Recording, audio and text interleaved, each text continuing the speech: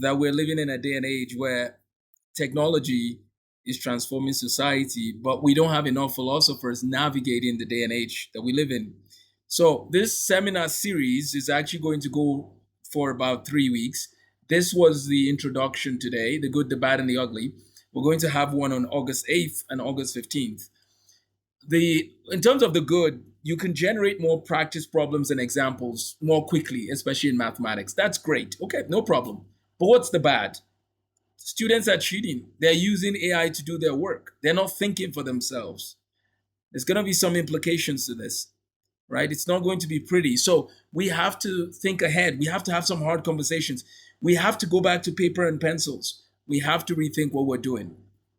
So, a couple of things. My background is in medical physics and math curriculum writing and science and teaching.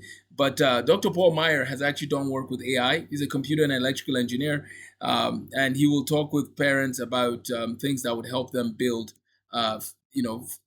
solid systems to help their own needs, but also the needs of their families and their children. Okay, so let's see what else we have cooking. There are real benefits, real dangers, and then we need to have a game plan. That's part of what we'll be discussing in this series. So, if the machine can do the work, especially in like math proofs, what does this mean? What is left for your child? Even mathematicians at the International Math Congress recently were talking about the issues regarding AI in mathematics. Very interesting time that we're living in, right? The AI can now do certain proofs or double check certain things with proofs. I think there's some work that we need to do in preparing for where things are headed. So, what must my child be able to do that a machine will not do for them, right? Your child needs to be curious. Your child needs to ask good questions.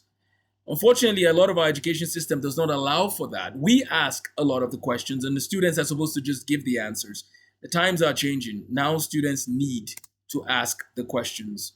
So, what are some areas where AI could help? What are potential things that could help? Well, some people call it infinite patience. I don't know that I agree with all of that, but that is an interesting perspective where AI can give us many problems as possible, as many explanations. It can help with translating. That is true. Even from Latin to English, that is true. Instant worked examples. A lot of extra examples will help in math. Access where there are no tutors. That is helpful. The child must produce the effort, though. AI can check the work. AI can make mistakes. So I joke and say sometimes there's bad news for students who think AI was going to solve everything. No, you still need to seek to be as smart as you can be. So we're going to talk more about this during the webinar. Let students learn to attempt the problems and then compare and check their work. What are some bad aspects of AI in education? Fluency without understanding. Your child can just get an answer to something and not understand why that's the answer. Confidence with no foundation, right? So we need to test backwards. Give them last year's material. See if your child can answer questions. Let's find out if there's any gaps.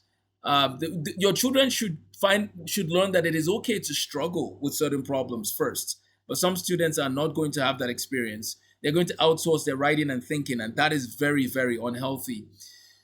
So, the most respected mathematician, one of the most respected mathematicians alive, said, this is Terence Tao, that spelling, grammar, formatting, machines can do them pretty well. Clean, confident, orderly prose, so polished that adults now trust it more than a child's own messy writing. Like, that's a problem. Why they get, what does AI get badly wrong? Number one, it emphasizes things that are trivial sometimes and that are not valid. Number two, no signal about what was difficult or surprising. Number three, judging what matters is exactly a judgment a student is supposed to be building. Students need to be hitting the gym, so to speak, mentally. They need to be thinking through these things. So these are some of the things people don't say out loud. Again, struggle is being optimized away. This is not going to be good because they're not building that muscle. We're moving away from scarcity to abundance. Answers used to be very scarce. So we were rewarded for getting them. Answers are now free. So if you put in an AI to solve a certain algebra 1 problem, you get the answer in less than a second. Okay. So now what do we do with this abundance? Schools are not ready and will not be ready soon. Most schools take years to adapt, but the AI revolution is literally moving in a matter of weeks in terms of the advancements in these models. So we need to help students understand what the purpose of everything is at this point. So here's the good news, right? There are certain things the machine can do well. There's certain things it can do well. We have agency. We need to do something. There was a talk that Feifei Lee, or an interview she just did not too long ago. And one of the things she said at the end of the video was basically how AI must change K to 16 education. And she's saying that if AI can answer the standardized questions pretty fast, we really have to rethink what we're trying to accomplish. There was a time in education where people went to school. It's like learn in case I need it versus learn as I need it. Though that's kind of the change that is partly happening as well. So we need to start asking children to take as much notes as possible on a piece of paper. We need them to learn the history of math and science. We need them to recognize that education is not simply about meeting the state standard, but it's also about helping them develop their faculties that God has blessed them with. Their thinking faculties need to be strengthened. So if there's a teacher who's watching this, I would say that you need to ask your students to explain what they're doing more than ever before. They need to show their work and they need to explain what they're trying to do. As a matter of fact, there's actually a teacher I know who would give some AI outputs that have mistakes within them, and then the students are judging the AI's output. That's also interesting.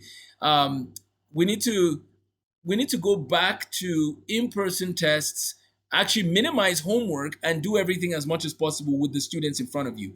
We also need to remove, I'm going to say something that might be a little intense here. We need to remove the idea of a school year calendar limitation to learning math, especially.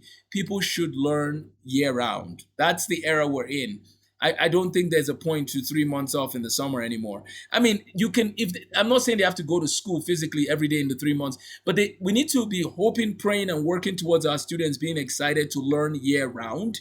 That even in the summer, they're reading some books for fun. Maybe they're reading Benjamin Franklin's biography, right, by Isaac Walton. I'm just giving an example. Maybe they're reading a book and just digesting what they're learning for their own lives. So let us know if you have any questions as we prepare for next week when we go into a longer conversation. My email is available, amos at learningforexcellence.com. We're going to be talking more about these issues next Saturday. So let me know if you have any questions, thoughts, comments, objections.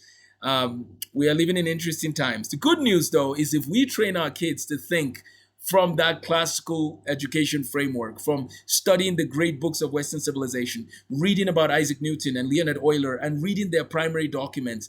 If we do that, if we allow them to study books like Journey Through Genius by William Dunham, if we allow them to read the great books of Western civilization, I think that they will build their mental faculties. They will be able to go farther in life. But it's going to take some hard work, but it's worth it. And we need to go back to those days, the 16, 17, and 1800s. I think that's the way we need to go. We can't use these traditional methods that we've used for the last 30 years or state standards as a limitation for material that needs to be learned. We need to raise the bar and then see how far these students will go. So I'm excited. I'm working on a book now, a few books. One of them is going to focus on Leonard Euler's Elements of Algebra and some of Leonard Euler's work. I want the students to learn from some of the best mathematicians in history. If you want that for your child, reach out to us. We want to help every child reach their full potential. We're covering English, math, history, science. We want children to learn everything that will then help them move forward. I do teach AI engineering. I do teach AI as well, the good, the bad, and the ugly. But I want families to understand, ultimately, the last thing I'll say on this is that we need to be thinking about human flourishing. How can we help children to flourish? That's really what I think it's about. How can we help children to flourish? Thanks for watching. Take care and have a blessed day.